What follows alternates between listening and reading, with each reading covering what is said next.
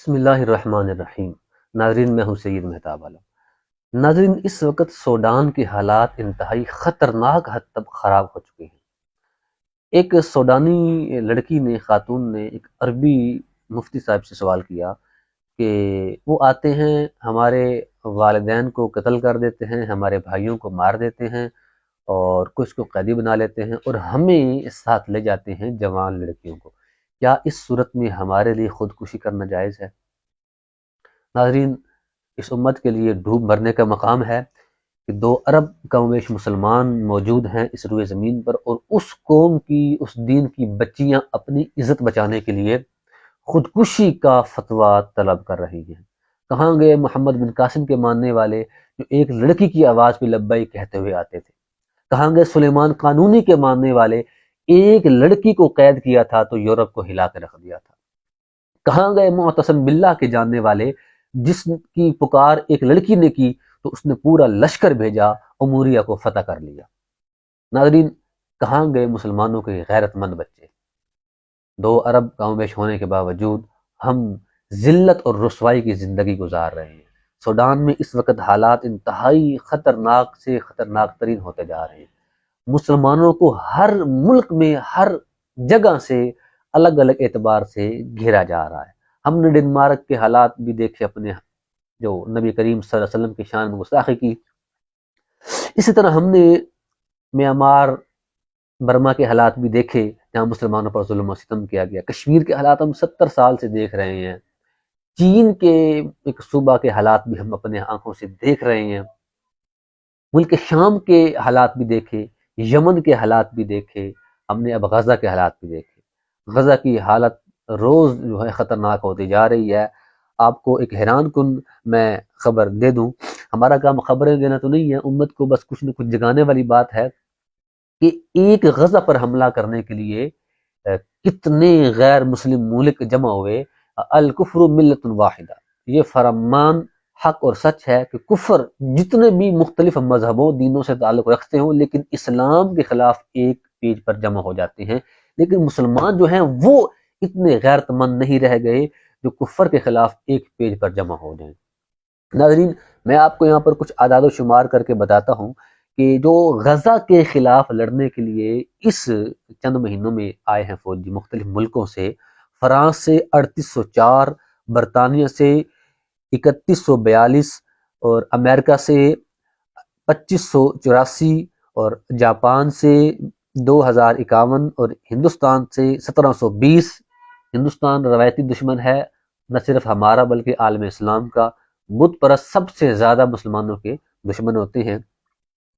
Italy سے 1653، جنوب Sudan سے 1462، اور پولینڈ سے 1158، ارجنٹینیا سے 4106، اور کینیڈا سے 369، اور شمالی عراق سے، جی ہاں، شمالی عراق سے 114، تھائی لینڈ سے 84۔ اب یہاں پر ایک بات سمجھنے والی ہے کہ عراق تو مسلمانوں کا ملک ہے، وہاں سے اسرائیل کے ساتھ تعاون کرنے والے کون لوگ ہیں؟ تو اس کا ایک سادہ سا اور صاف سا جواب ہے رافضی، وہ جو شیعہ کہلاتے ہیں۔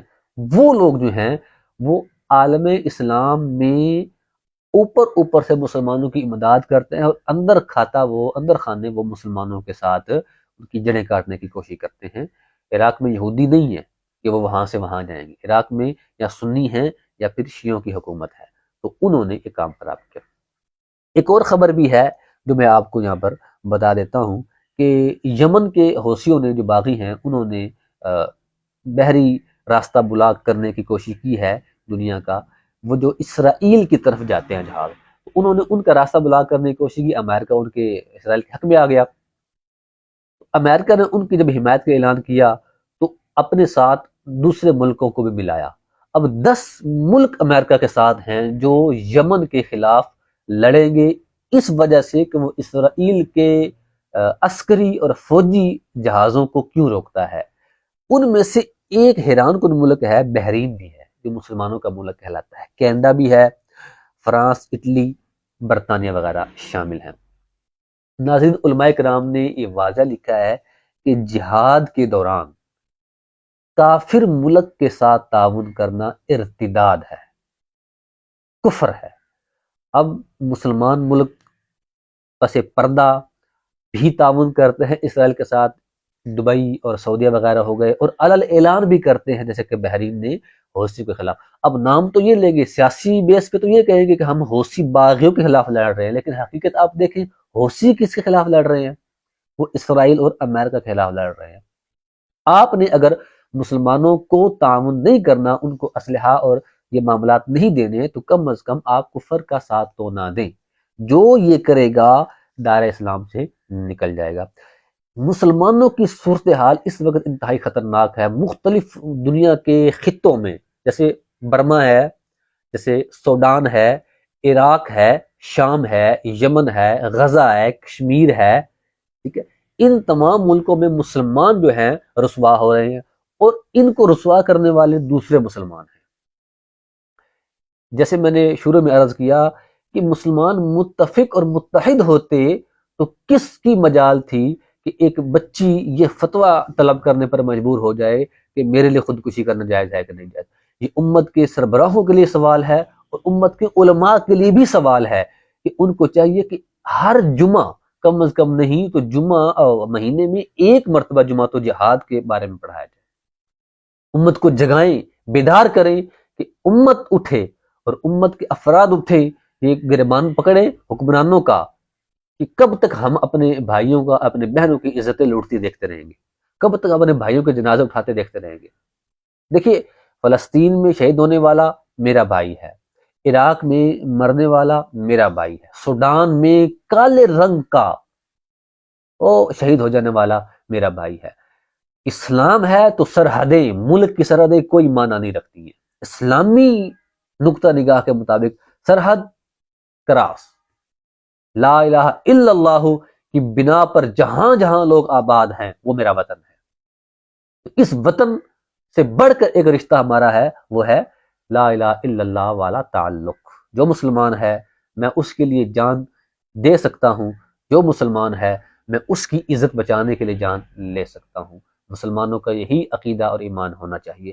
اللہ تبارک و تعالی مسلمان حکمرانوں کو اور جنرلوں کو غیرت عطا فرمائے کہ آگے چل کر ہمارے لیے کچھ ایسے اسباب وہ لائیں کہ امت کا سر فخر سے بلند ہو سکے۔ آمین بجاہ النبی الامین صلی اللہ علیہ وسلم۔